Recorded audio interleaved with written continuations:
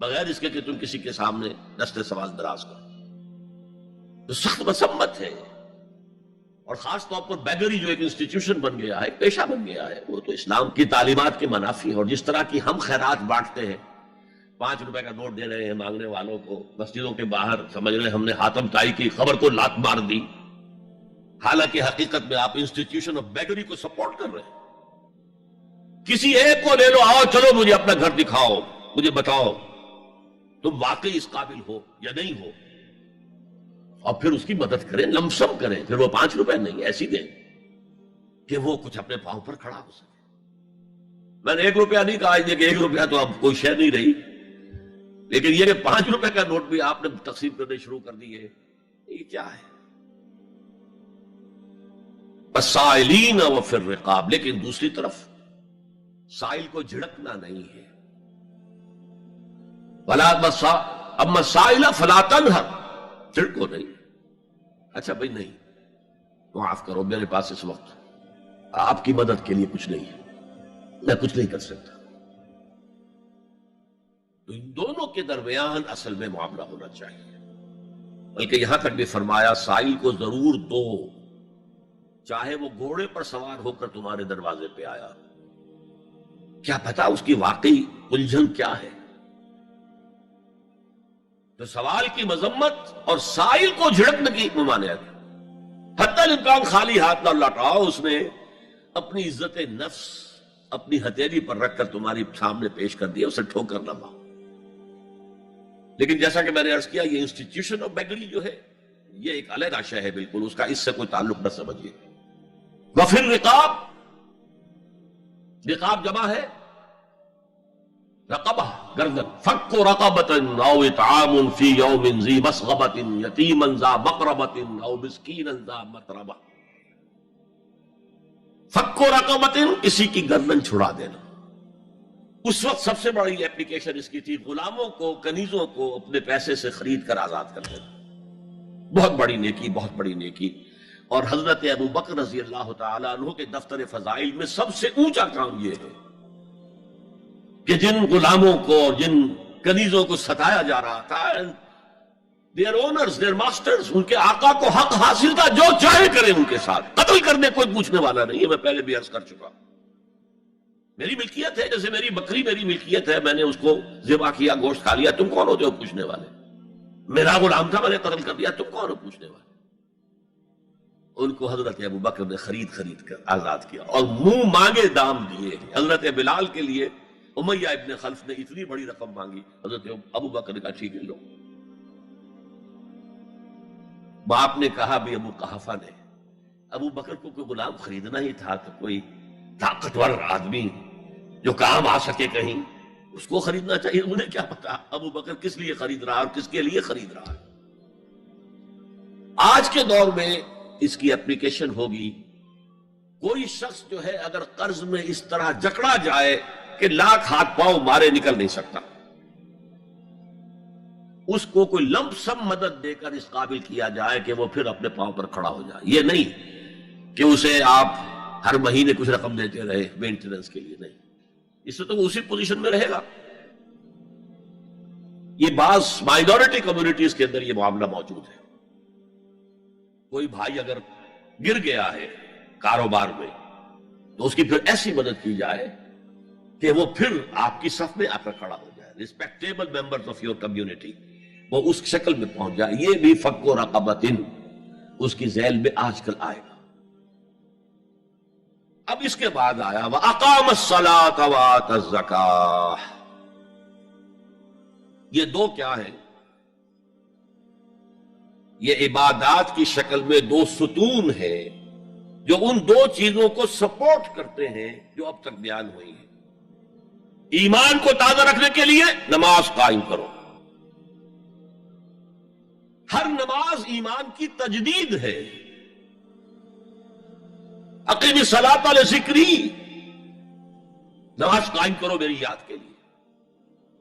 اپنا عہد اللہ کے ساتھ تازہ کرو. ایاک نعبد و ایاک نستعین، اے اللہ ہم تیری ہی بندگی کرتے ہیں اور کرتے رہیں گے، تجھ ہی سے مدد مانگتے ہیں اور مانگتے رہیں گے. اپنے اس عہد بندگی کو تازہ کرو، ایمان کو تازہ کرو. الحمدللہ رب العالمین الرحمن الرحیم. ایمان باللہ تازہ ہوا نا. مالک یوم الدین، ایمان بالآخرہ تازہ ہو گیا نا.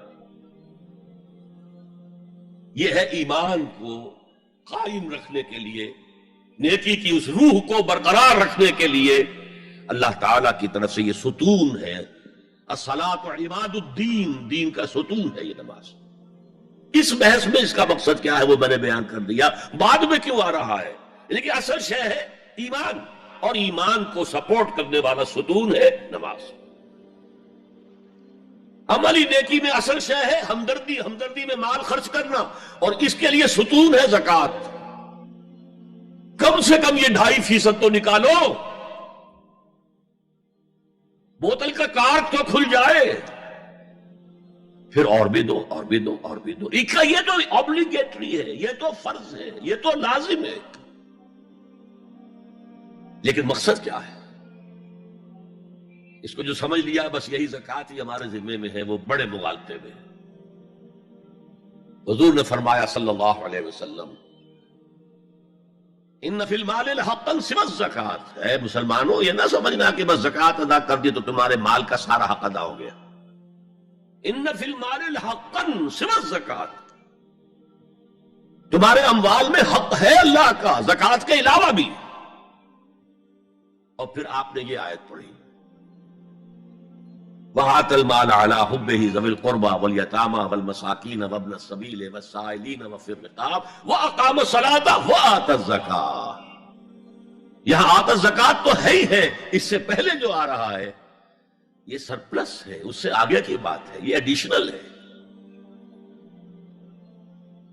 اسی لیے جب انفقوا انفقوا انفقوا انفقوا انفقوا کی جو تکرار ہوتی ہے قرآن مجید میں، تو ایک جگہ پھر سوال کیا صحابہ نے، کتنا خرچ کریں حضور؟ فرمایا قل العفو، کہہ دو جو بھی ضرورت سے زائد دے ڈالو. Don't accumulate, don't retain any thing.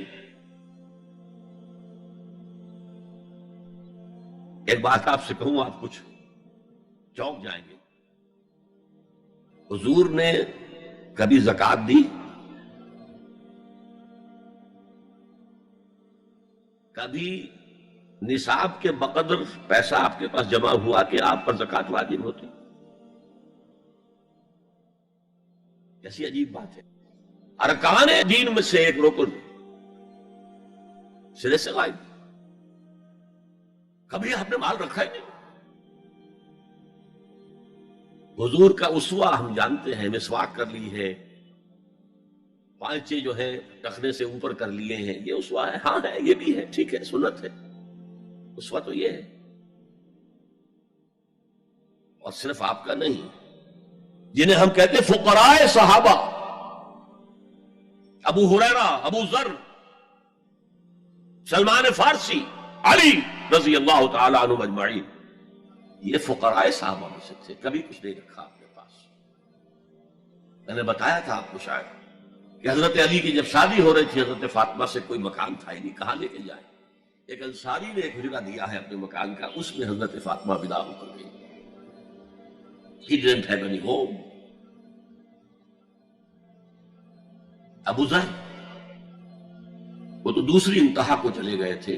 قانون یہی ہے، حلال سے کماؤ، اگر ایک حد سے آگے بڑھ جائے تو زکوٰۃ دے دو، باقی تمہارے اختیار میں ہے. دینا چاہو دو، نہ دینا چاہو رکھو اپنے پاس.